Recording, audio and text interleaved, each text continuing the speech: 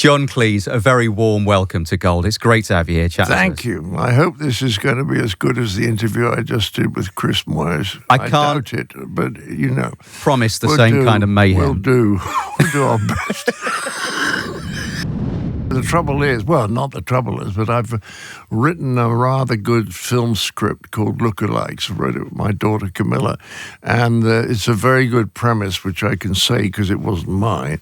It's about the lookalikes on Sunset Boulevard. You know, the people who look like Arnold Schwarzenegger who have photographs taken with tourists, and the idea is that it's about those lookalikes, but they are played by the originals. Oh, I love that. Isn't that a clever idea? Your idea or Camilla's idea? No, for a guy called Kevin Bernhard who writes a lot of action movies. He had this wonderful idea and he thought, I don't know how to write comedy.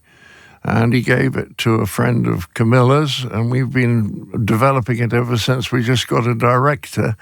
10 days ago, I met him in New York. So we'll make it the second half of this year. How great is it that Camilla is like, she's a chip off the old block, and to be able to sit down and work with your daughter must just be a dream. Well, it's lovely because we have an almost identical sense of humor. It's a little bit like working with Connie. Well, yes, because she's got it's slightly blacker than mine, which is saying something pretty extraordinary. But we do terrible jokes. I mean, I went on stage the night after my second wife died, and I said to the audience, I said, I'm a little sad tonight because one of my ex-wives died. They were very sweet. The whole audience went, oh. So I said, yes, and it was the wrong one. And has comedy gone more down that route, do you think? Well, I think you would like to go down the route because you're always in comedy, you're always trying to do something new.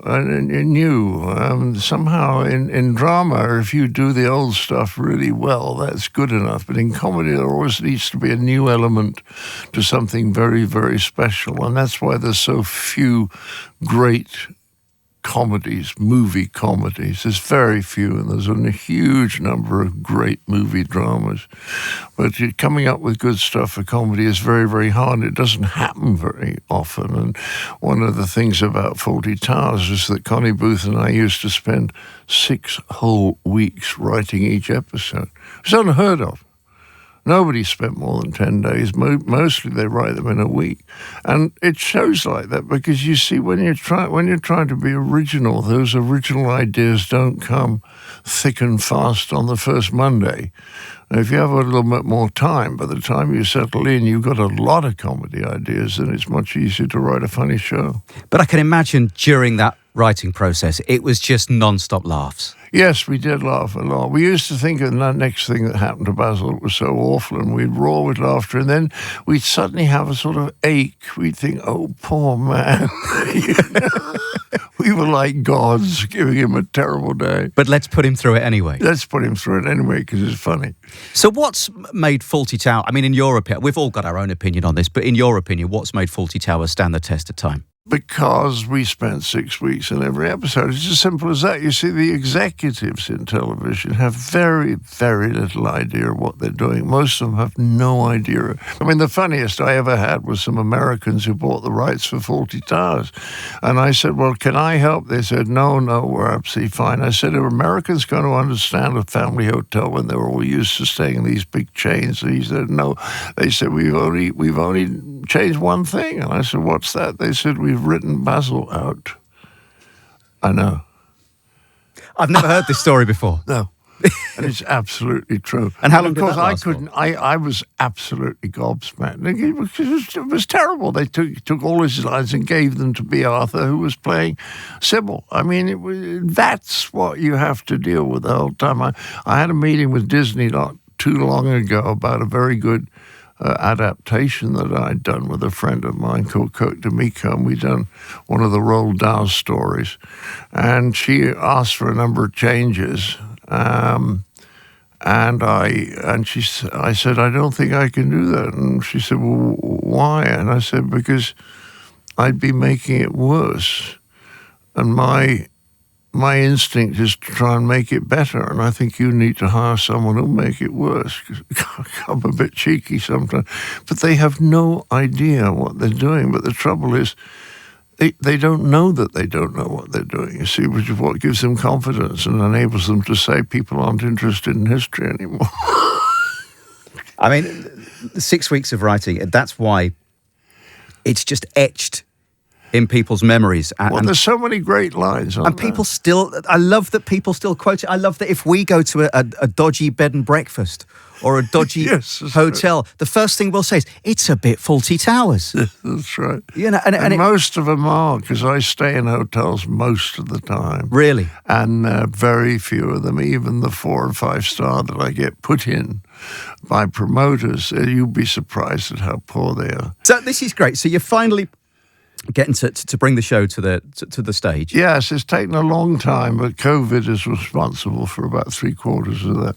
Sure. We have done it already in Australia, believe it or not. Yeah. Nearly 10 years ago, and I'd worked with CJ Ranger then, because she does all the heavy lifting, and I just come in with the detailed stuff. And so it's fallen into place because we got the casting right. I mean, Mrs. Richards, a superb, hotel inspector, superb. Basil is really extraordinary.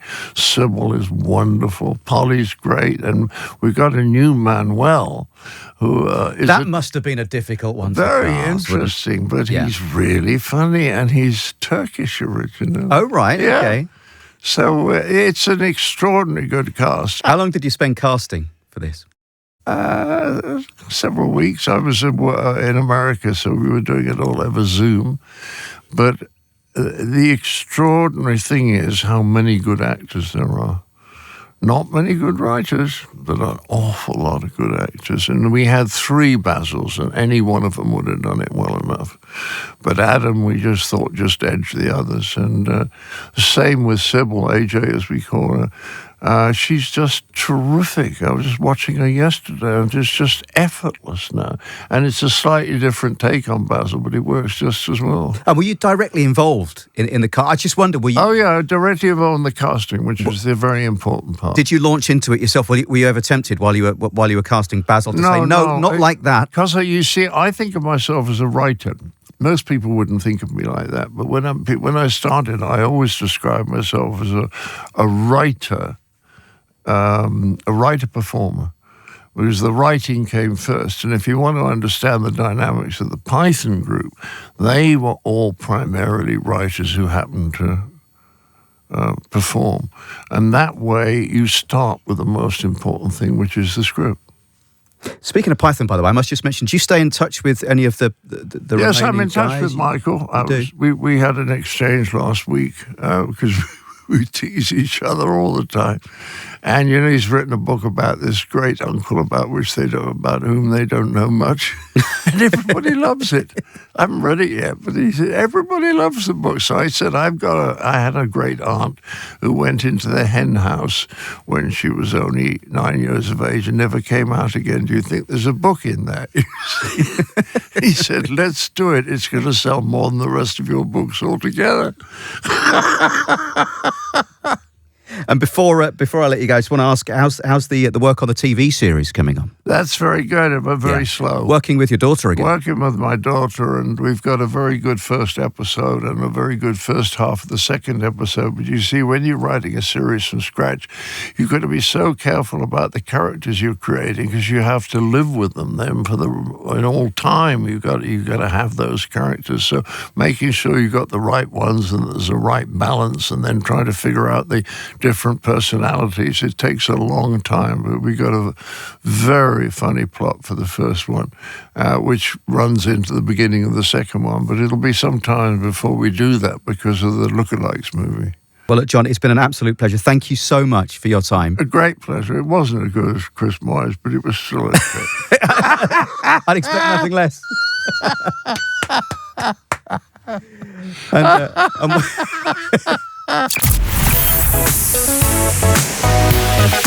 This is gold.